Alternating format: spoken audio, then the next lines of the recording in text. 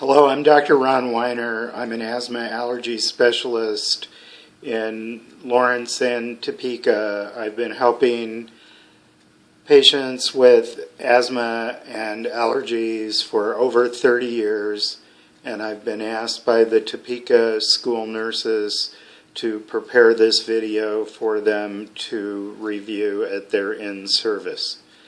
Asthma occurs in 15% of our population, including elite athletes, and when controlled with preventive medications, should rarely interfere with our activities or cause frightening episodes.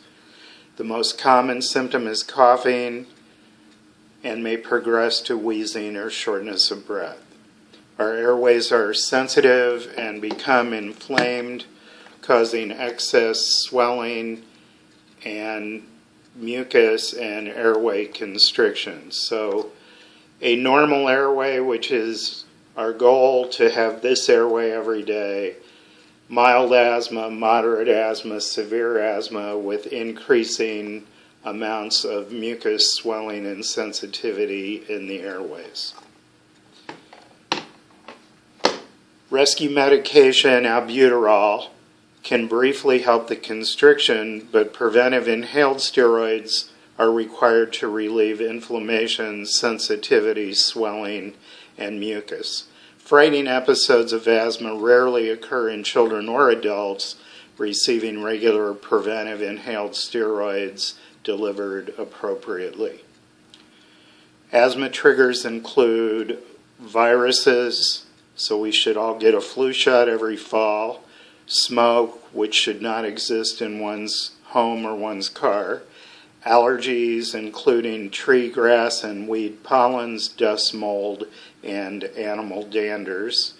Very cold air and strenuous exercise, which we can proceed with using albuterol.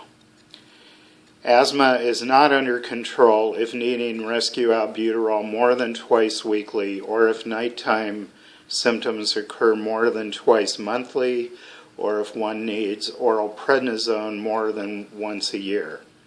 Albuterol, prednisone, and antibiotics provide no long-term benefit for asthma.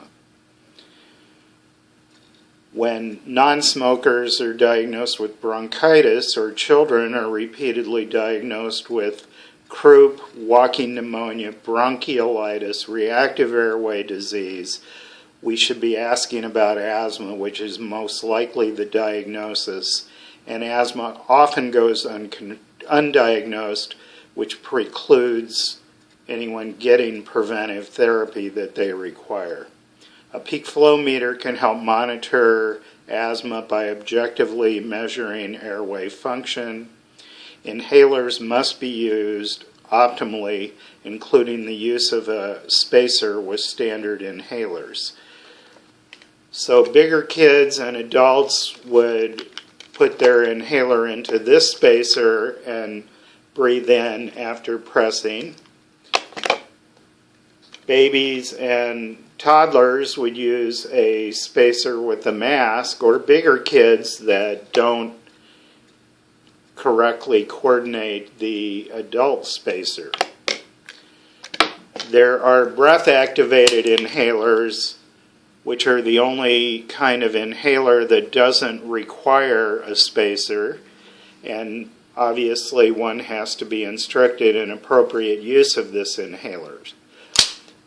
There are preventive medicines that exist in dry powder that also don't require spacers, but those shouldn't be required at school. An action plan developed with your health care provider should include when and how to get help, primarily how to know when asthma is out of control and how to proceed at that point. The more we understand about asthma, our medications, our sensitivity, and our action plan, the better our asthma will be controlled. A few thoughts about school. I don't believe that nebulizers should exist in the school.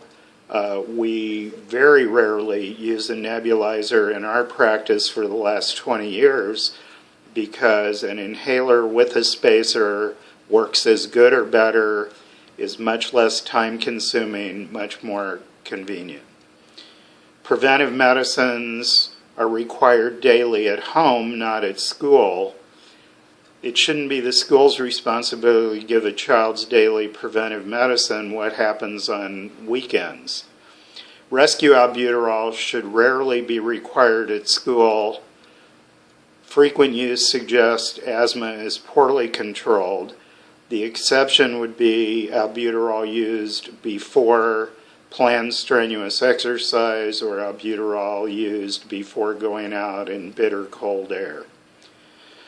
We have helped many high school state champions with their asthma. They've progressed to becoming Division I scholarship athletes. 15% of Olympic medal winners have asthma. We've taken care of many college athletes who have gone on to play professional sports. So the point would be there should be no restrictions or limitations when someone is preventively managing their asthma. Thank you for listening.